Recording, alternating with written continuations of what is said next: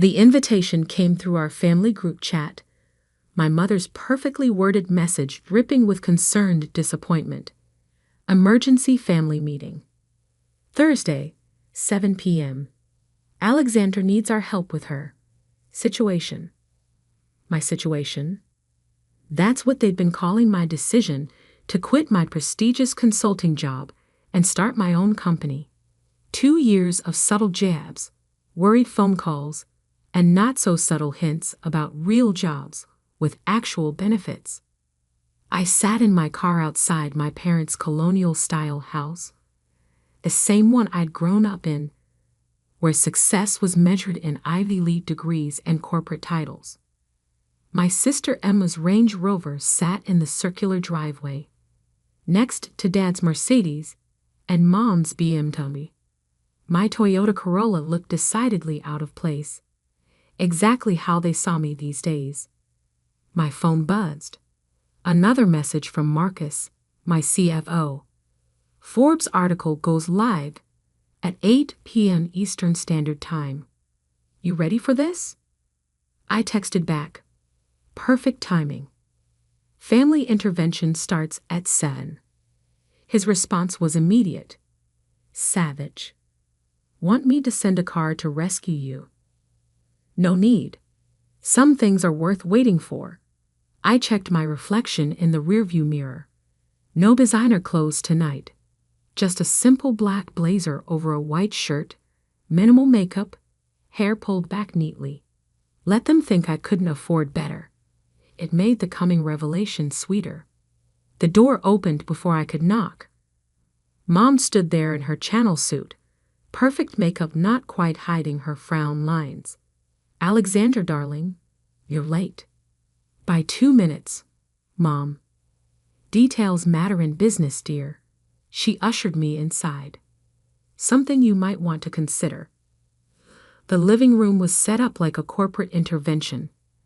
Dad in his power position by the fireplace, Emma and her husband James on the leather sofa, Mom's sister, Aunt Patricia, in the wingback chair. They'd even called in reinforcements. Ally. Emma air-kissed my cheek. Love the blazer. H&M. Thrift store, actually. I watched her try to hide her horror. Sustainable fashion. Very on trend. Dad cleared his throat. Let's get started. We're here because we're worried about you, Alexandra. About my situation? I took the least comfortable chair, deliberately facing them all. About your choices, Mom corrected. 2 years ago, you had everything. Junior partner track at McKinsey. That lovely penthouse apartment. William. Ah, yes, William. The investment banker they'd practically planned my wedding to, before I called it off to start my company. And now, Dad gestured vaguely, living in that tiny apartment, driving that old car, working on some, what do you call it? Tech startup, James supplied helpfully. Though startup implies growth potential. He smiled, all teeth, and MBA confidence. I took a look at your sector. The market's saturated. No room for new players without serious capital backing. I bit back a smile. James, who tried to get his own startup funded 3 times before falling back on his trust fund. James, who had no idea he'd been pitching to one of my subsidiary investment firms last month. James, who'd been rejected. Again. We're just trying to help, Emma added. There's no shame in admitting something isn't working. McKinsey would take you back in a heartbeat. Actually, Aunt Patricia chimed in. Barbara's daughter just got promoted to partner there. Youngest female partner in their history. She paused meaningfully. That could have been you. I checked my watch. 7:43 p.m. The Forbes article would drop in 17 minutes. You haven't even told us what your company actually does, Mom complained.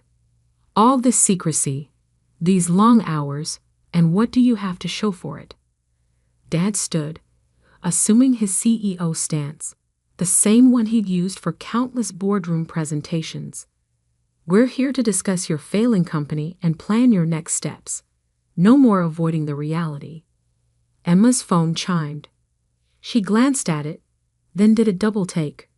Her perfectly maintained composure cracked. "Oh my God," she whispered, then louder.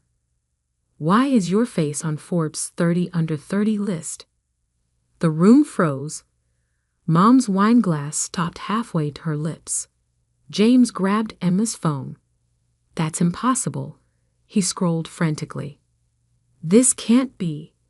Alexandra Bennett, 28, founder and CEO of Neurotech Solutions.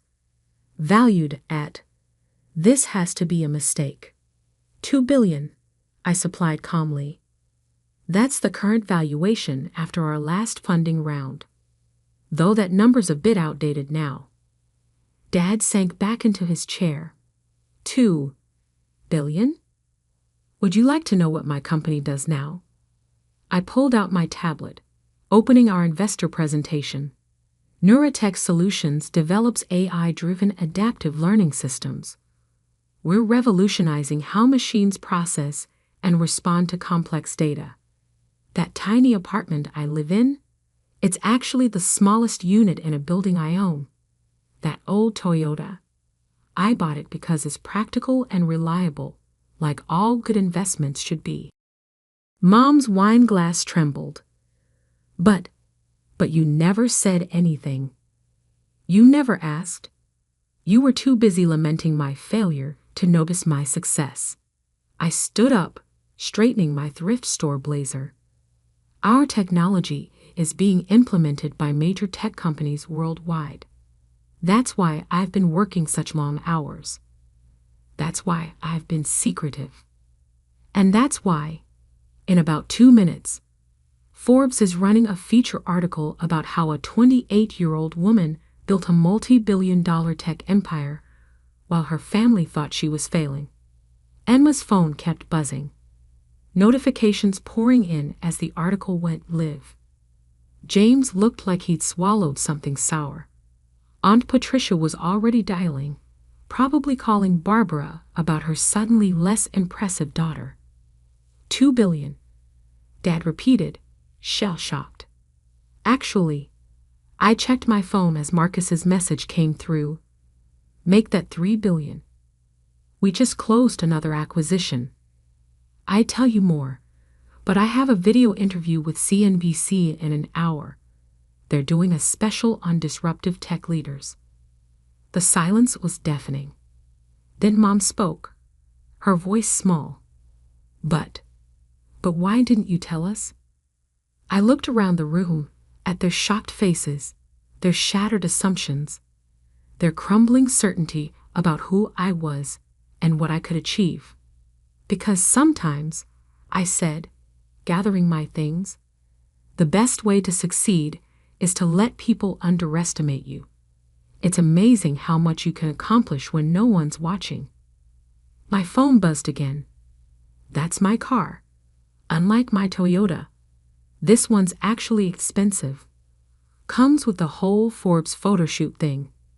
I headed for the door, then turned back. "Oh, and Emma? That startup James pitched last month. The one rejected by Bennett Ventures. That's my investment firm. Better luck next time."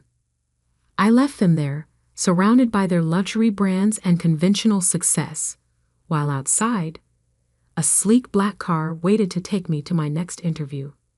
Sometimes the best revenge isn't proving people wrong. It's letting them realize that they never really knew you at all. And I was just getting started. The CNBC interview was just the beginning. By midnight, my phone had exploded with messages. Old classmates suddenly remembering our close friendship. Distant relatives claiming they always believed in me.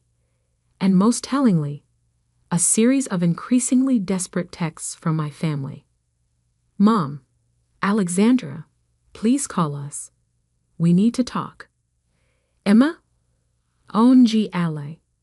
Why didn't you tell me? I'm your sister." James, about that pitch. Perhaps we could discuss over lunch. Dad, I don't understand. You had all this success and kept it secret. From your own family? I ignored them all, focusing instead on the message from Marcus. Stocks up 12% after the Forbes piece. Tokyo markets opening strong. Ready for tomorrow's board meeting? The next morning, I walked into Neuratech's headquarters, a sleek glass tower in the heart of downtown, my name discreetly etched on the cornerstone. The security guard nodded respectfully. Good morning, Ms. Bennett. My executive assistant, Maya, met me at the elevator. Your family's been calling the office since 6 a.m. Your mother tried to charm her way past reception, but security followed protocol. I smiled. Of course they did. Any other surprises? Your sister Emma posted on LinkedIn about her brilliant tech entrepreneur sister and tagged you. PR wants to know how to handle it.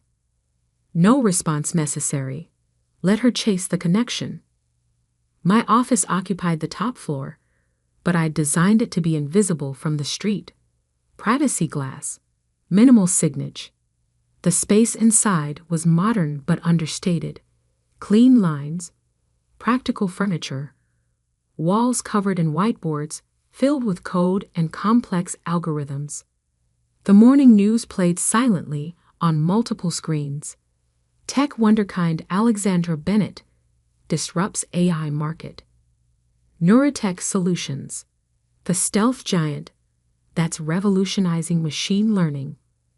Young CEO built billion-dollar empire in secret. A knock at my door interrupted my news scanning.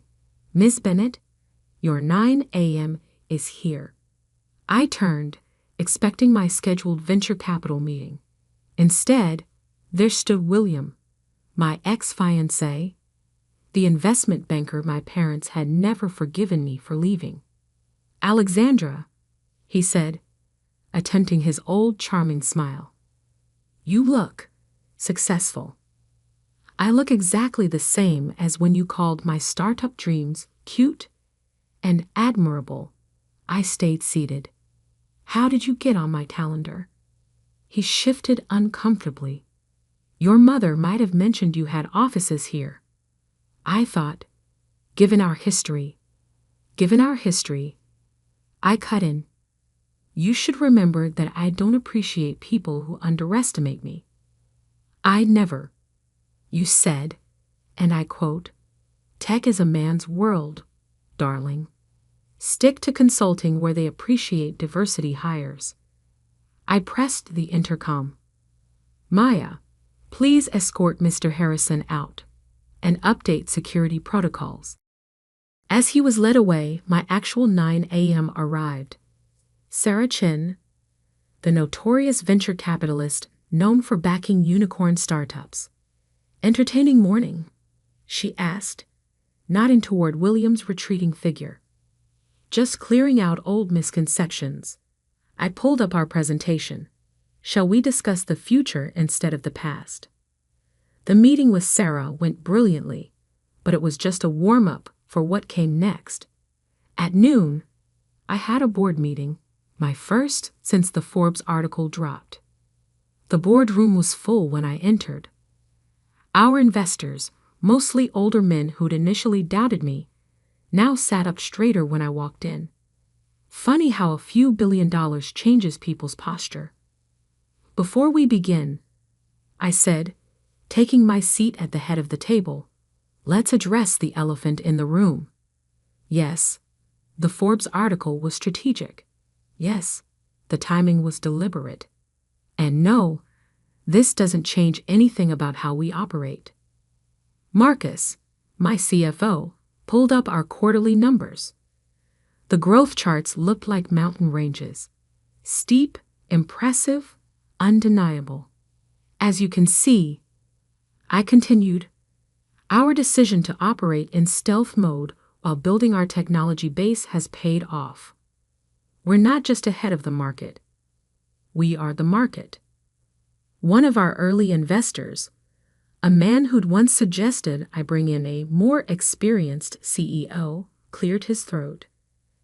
The numbers are impressive, but the publicity changes things. Your family. My family is irrelevant to this company's operations. I pulled up another slide. What is relevant is our next move. Project Nexus. The room fell silent as I outlined our new AI architecture, technology that would make our current success look like a warm-up. Halfway through my presentation, Maya slipped me a note. Your sister's in the lobby. Says she's not leaving until you talk to her. I kept presenting, but sent a quick message to security. 5 minutes later, Emma was escorted to our smallest conference room, the one with the uncomfortable chairs. After the board meeting, I took my time reviewing contracts before finally heading down to meet her. She'd been waiting 2 hours, her perfect blowout slightly wilted, her Prada bag clutched like a shield. Really, Ally? She burst out as I entered. You couldn't have security tell them who I am. Your own sister. They know exactly who you are. I sat down. That's why they followed protocol. She deflated slightly. Mom's crying, you know. Dad hasn't gone to work. They feel betrayed. Betrayed? I raised an eyebrow. By what? My success? My independence? Or the fact that they can't take credit for it? It's not like that. We're family. We should have been part of this. Like you made me part of your life? All those family dinners where you and James talked about your achievements. Those charity galas where Mom introduced you as my successful daughter and me as Alexandra. She's finding herself. Emma flinched. That's not fair. We didn't know. Because you never asked. You were too busy feeling superior to actually see what I was building. And now, she gestured around. Now that we know, can't we start over? James would love to collaborate. Ah, yes, James. I pulled out my tablet, opening his pitch history. 3 failed startups, 2 SEC warnings for questionable trading practices, and a trust fund that's dwindling faster than his excuses. That James. Her face reddened. How did you? I know everything about everyone who tries to do business with my company, including the fact that he's been bad-mouthing me to potential investors for 2 years. Amateur hour, I believe he called it. Emma's designer bag slipped from her fingers. He wouldn't. The recordings are quite clear. I stood up. Now, if you'll excuse me, I have a company to run. Wait, she grabbed my arm. What do you want? An apology? Fine, I'm sorry. We're all sorry. Just don't shut us out. I looked at her perfectly manicured hand on my blazer sleeve, the same blazer she'd mocked last night. I don't want anything from you, Emma. That's the point. I built all of this without you, without our parents, without anyone's approval or support. And that's exactly how I'll continue. But what about family? Family? I smiled sadly. Family would have believed in me even without the billions.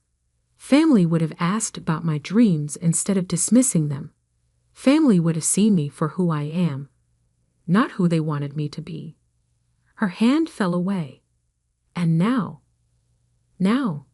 I checked my phone as another alert came in. Now I have a meeting with the governor about making our city the next major tech hub. Feel free to tell Mom and Dad. I'm sure they'll suddenly be very interested in my situation. As I walked out, leaving Emma in that small conference room, Maya fell into step beside me. Your parents are holding another family meeting tonight, she said, checking her tablet. Your aunt's already called 3 reporters trying to claim she mentored you. I smiled. Let them meet. Let them talk. Success is the best revenge, but silence Silence is the best response. The elevator doors opened to reveal Sarah Chen waiting with a group of international investors. "Ready to change the world?" she asked. I straightened my discount blazer, now knowing it would be featured in tomorrow's business pages as tech's new power look. "Always," I replied. "After all, the best innovations come from people everyone else overlooked." Behind me, I could hear Emma's expensive heels clicking toward the exit, the sound echoing like all their years of judgment and dismissal. But I wasn't that overlooked little sister anymore. I was the future. And the future, like success, belongs to those who build it for themselves. 1 month after the Forbes article changed everything, I sat in my office reviewing the latest market reports. Neuratech's stock had doubled. Our AI technology was being called revolutionary by industry leaders, and my carefully maintained privacy had been replaced by constant public attention. Maya appeared in my doorway. "Your father's downstairs." I didn't look up from my screen. The same answer as yesterday. "He's different today. No Mercedes, no power suit. He's wearing jeans." That made me pause. Richard Bennett, CEO of Bennett Global Consulting, wearing jeans? In public? "He's been waiting in the lobby for 2 hours, Maya added, "just sitting there, watching people work." I pulled up the lobby security feed. There he was, my father, looking smaller somehow in casual clothes, holding a worn leather briefcase I'd never seen before. Send him up. While waiting, I studied the collection of newspaper headlines framed on my wall. Neuratech announces breakthrough in quantum AI. Tech's newest billion-dollar CEO refuses family's attempts to take credit. Alexandra Bennett. Success doesn't need permission. The last one was from an interview where I had finally addressed the family situation publicly. The reporter had asked why I kept my success secret from my family. My response went viral. Success doesn't need permission, validation, or family approval. It just needs vision and persistence. Dad entered quietly, so unlike his usual commanding presence. He took in my office slowly. The whiteboards covered in complex algorithms, the global market tickers, the view of the city he thought he knew. "Your mother keeps setting a place for you at dinner," he said finally. "Every Thursday night, just in case." I gestured to the chair across from my desk. He sat, placing the old briefcase in his lap. "I've been thinking," he continued, "about your 5th grade science fair." Of all the things he could have said, this wasn't what I expected. "You built a primitive neural network. Used it to predict weather patterns. Everyone else had volcanoes made of baking soda or plants growing toward light. You had algorithms." He smiled faintly. "You won first place, but I missed it. Had a board meeting. I remember. You know what I don't remember? Ever asking you to explain how it worked, or why you were interested in AI, or what you dreamed of creating." He opened the briefcase and pulled out a stack of papers. "So I did some research." He spread them on my desk.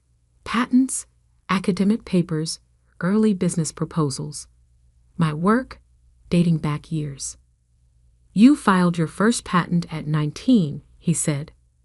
Created your first AI protocol at 22. Launched 3 successful startups under different names before Neuratech. All while we thought you were just." He trailed off. "Finding myself," I supplied. "Being difficult." He looked up, meeting my eyes. "We were wrong. I was wrong."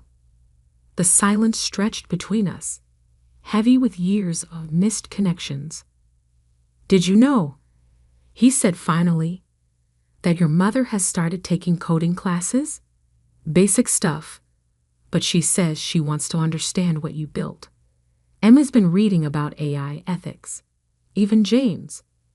James has been trying to pitch to my competitors. I interrupted, using his connection to me as leverage. Dad's face fell. I didn't know that. There's a lot you didn't know, didn't ask, didn't want to see. He nodded slowly. Your mother wants to host a family dinner to celebrate your success. Like the last family dinner? Were you all gathered to intervene in my situation? No. He pulled out one more paper from his briefcase, like this. It was an old photograph. Me at that 5th grade science fair, standing proudly next to my neural network display. Small, serious, and absolutely certain about my path. When did we stop seeing you? He asked quietly. When did we replace pride with judgment? I studied the photo, remembering that day. The excitement of creation, the joy of making something new. The disappointment when my parents missed the ceremony. You know, I said, that project predicted weather patterns with 76% accuracy. Pretty impressive for a 5th grader.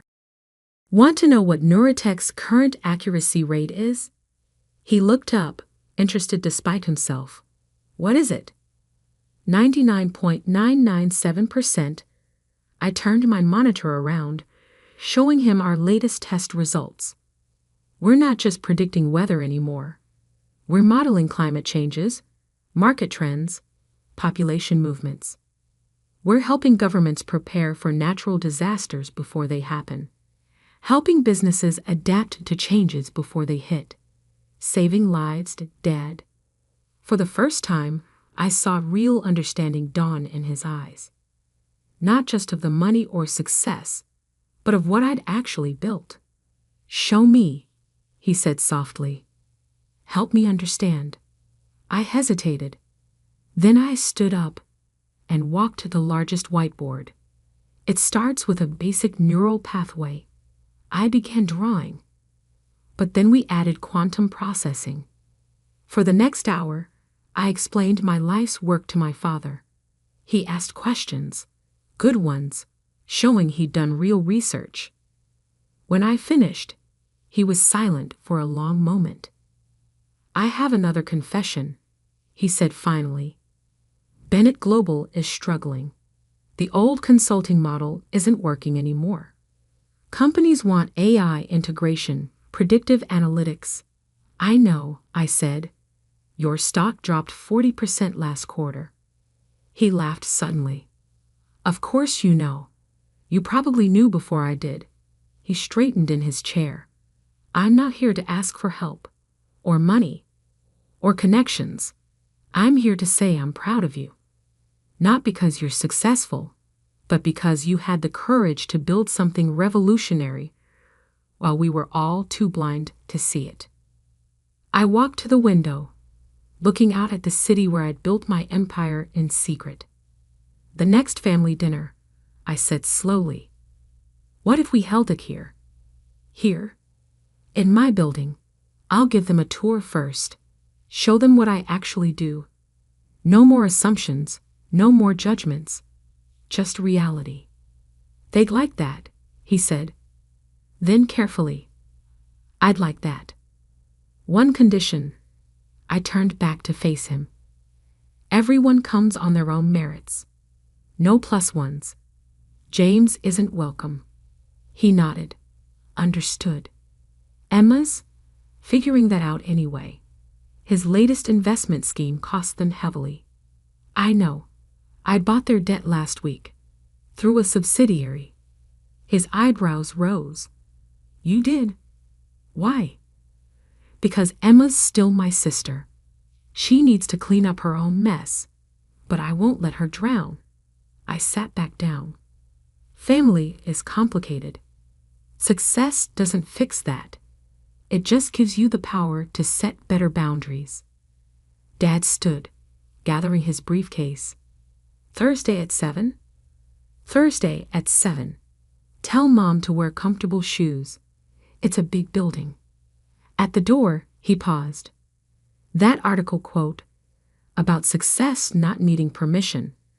I'm framing it from my office, to remind me what real leadership looks like. After he left, Maya brought in my afternoon schedule and a fresh coffee. Your mother's already called 3 times about Thursday, she said. And Emma sent flowers.